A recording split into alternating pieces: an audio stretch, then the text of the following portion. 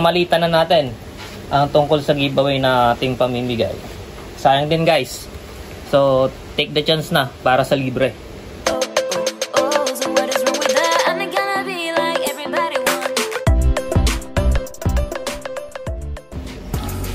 So what's up everyone, and magandang araw mga ka-DIYers. And ngayong araw, so i-announce ko yung ano natin, yung giveaway natin guys. Unang giveaway natin is ito. So hindi pa natin nabubuksan yan, galing pang Shopee, from Shopee Delivery. So ito is solar charge controller na 100 amps ang power rating. Ito is solar charge controller. Ayan.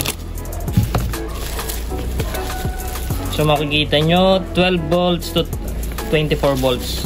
Ayan guys, 100 amps ang power rating.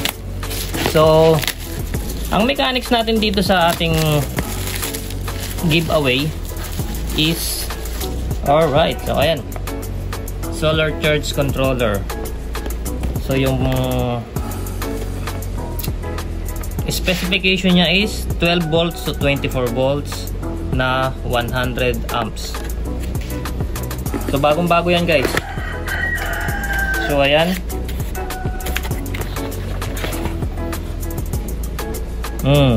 So makikita nyo sa specs niya, MPPT siya. So B100A.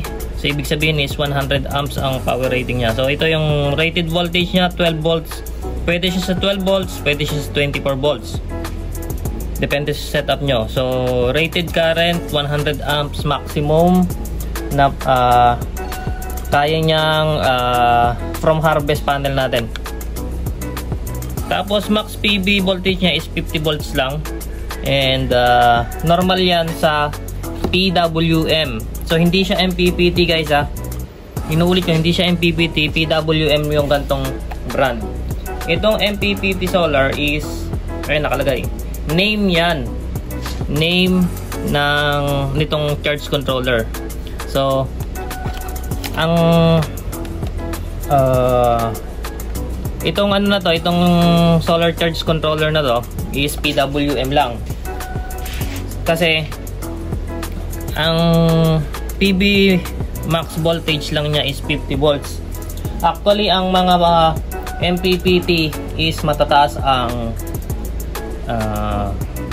max PV voltage na kaya niya.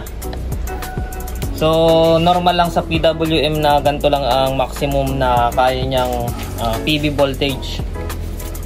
So yun yung ano, yung parang para madali yung ano malaman kung MPPT siya or hindi. Pero syempre kailangan nyo parang i-research yung halimbawa yung brand nya and yung tatak nya kung talagang MPPT siya or PWM lang. Pero ito is PWM lang guys. So ayan, yung wattage na kaya nya sa 12 volts maximum lang nya is 1300 watts.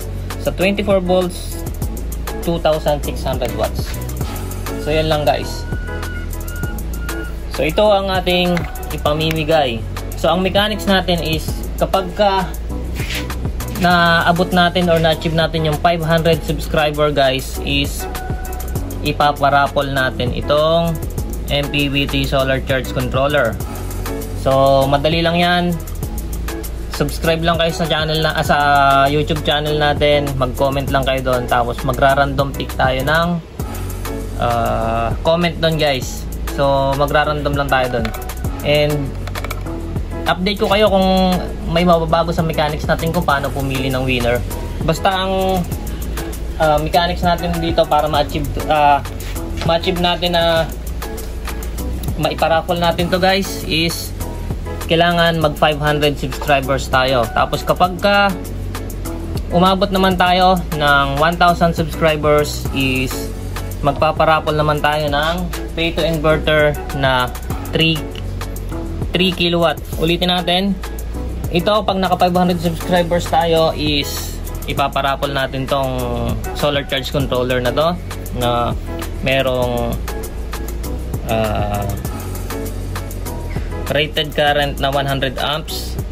So 12 volts to 24 volts or 24 volts system, pwede siya dito.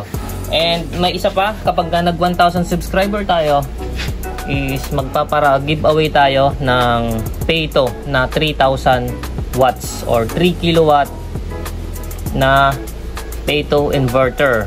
So kailangan nating maka 500 subscribers, and next is 1,000 subscriber para sa ating Payto. So yun lang guys, thank you very much for watching, and share nyo na and promote natin sa ating mga kasolarista. So sayang na sayang din guys yung mga giveaway. So later on magrarandom din tayo siguro ng mga ibang giveaway, katulad ng nagkaroon tayo ng mga ganito, nakakuha tayo ng ganyan, mga libreng ganito na brand new. So multi-tester, wire stripper, and pwede soon.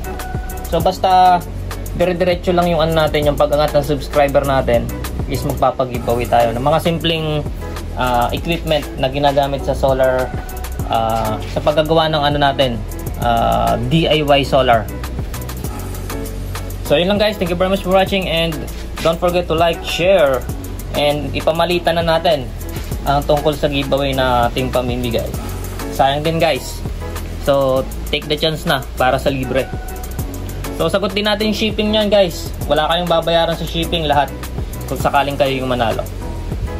So yun lang guys, keep safe everyone, peace.